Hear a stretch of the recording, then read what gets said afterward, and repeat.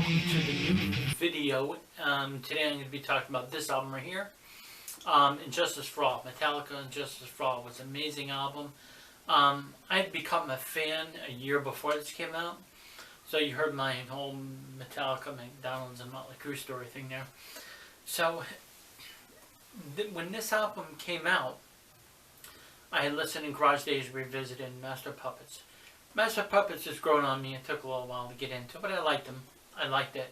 So, in 1988, I went down to the local Cumberland Farms, which is a convenience store for those who don't know what Cumberland Farms is. It's not an actual farm.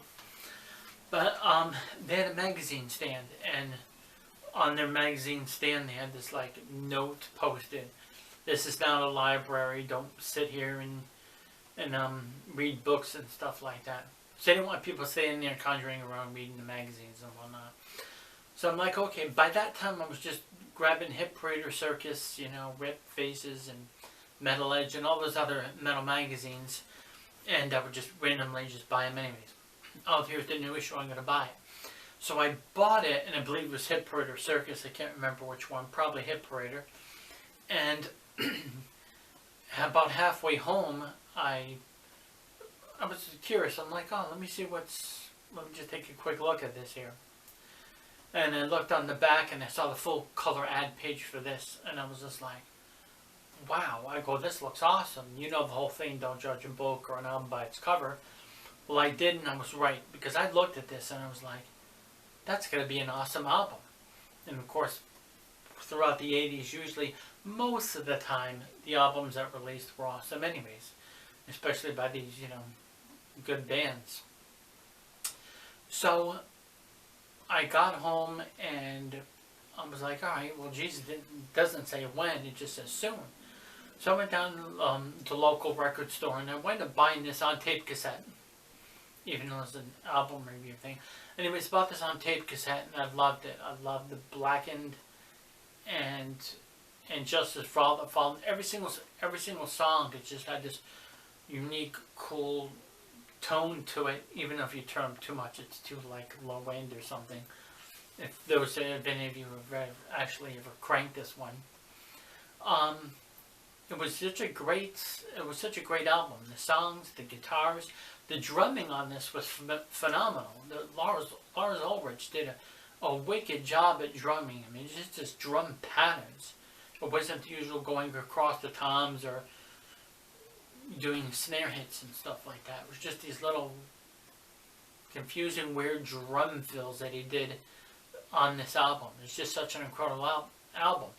So anyways, throughout September to December of 1988, I was listening to this. For me, this album is a 1988 album. I know a lot of people got into it 89, and I'll explain that. So what happened was I was loving this album. I was kind of just about done with it. I put it away for, you know, a week or whatever. And next thing you know, I heard that Metallica was going to be doing a video for the song One, and I was really excited. And I remember, because of course I was doing the Headbangers Ball tapes at the time, and I have it on tape. I'll have to break it out and I'll play a piece of it. I do have it, or it shows the beginning of it. I'm going to play a piece of that. But I was just like really excited, and I remember that night, not only because of the Metallica thing, and I was really sick that night, and I had the flu. I had a bad cold that night. So I waited an hour and they didn't debut it until 1 o'clock in the morning. The ball started at 12 o'clock, midnight, and then it wasn't until 1 o'clock they showed it. So I was just like really anxious to see it. I was like really hyped up, pumped up, everything. And then so I saw the movie clips of Johnny Get Your Gun, Johnny Got Your Gun, what the heck ever. That old film, and I was just like, what the heck is this? It was just kind of really annoying at first, but they actually did a good job of putting that in there. It took a little while getting used to. I'll try to find it, but I doubt I'll find it. But anyways, basically, Lars Ulrich said, it's pointless for us to have a video anyways. Headbangers Ball is a fucking joke. And I was just like, what the heck is he talking about? And I'm like, because there was a lot of videos that were, you know, a lot of metal bands were doing videos. Megadeth had videos, Exodus had videos, Testament, Overkill, all those other bands. And then Metallica decided, okay, well, you know, it was either the record company or them or who the heck ever. They were gaining more popularity, and this album did do pretty good at first. I'm curious on what the sales were from September to December. Because in 1988, when it was released, I know thousands of fans bought the album. But once they started showing, the video on daytime MTV, forget about it. It was just kind of like the whole thing with Guns N' Roses. That's a different story. I'll get into that one too. So once again, they start showing that video for one during the daytime on MTV, and it was like, oh, cool, great, more people gonna know Metallica, more people gonna know Metallica. And then, of course, by that point, there was too many people liking Metallica. They played that video for one, almost every single day throughout the summer, and it was good at first. I liked it until like maybe April or May, but by the time July and August hit, they just kept on playing this video. It was just like, geez, you know, stop playing the video for a little while. But the smart thing that they did off this album was they released one video for the song One. There's no other music video off this album. The next album, they pulled the Def Leppard on that one. I'll explain that one in another video.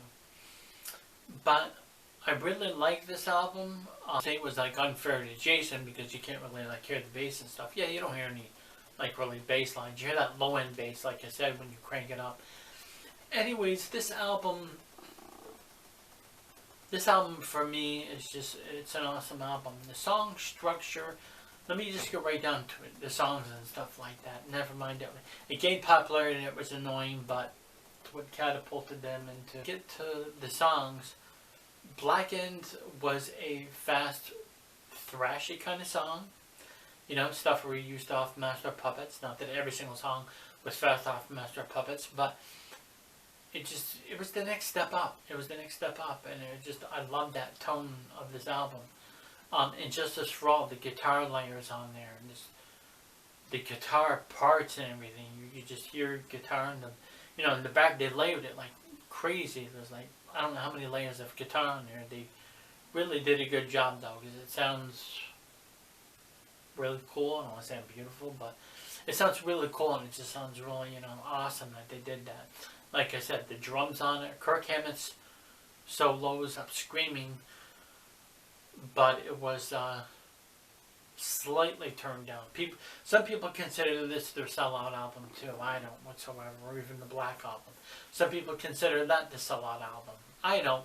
They toned it down a lot during the Black Album, but it's kind of a sellout album. But then I thought they were gonna get heavier and stuff like that. That's what I thought they were going to do. I thought they were going to put the Black Album cover. Lars is incredible, unique drumming and wild, weird drum fills and patterns. And Kirk's guitar solos. It just made this album. Incredible. I'm glad. I love this album. Most people already kind of know this album. Most people discovered it years later. That's okay. Not saying that's a bad thing. I didn't discover Metallica until 1987 anyway, so I wasn't one of the first Metallica fans either. But this album is special to me. I just love the album cover because, it's an amazing album. And for a fourth album, it just showcased their, I don't want to say maturity either because I hate when people say that word with music, but it showcased their talent in music and songwriting and their instruments and their musicianship. So that's it. That's it for this video. Comment, like, subscribe. Tell me when you got into this album. Were you already a fan when this came out? Or did you discover it years later? Was the Black Album your first album, or what the heck ever? Metallica's been around for years and stuff like that. They've maintained their popularity. I'll talk about them more in future videos, but thanks. Keep watching. Please like this video and comment on this video. Thanks.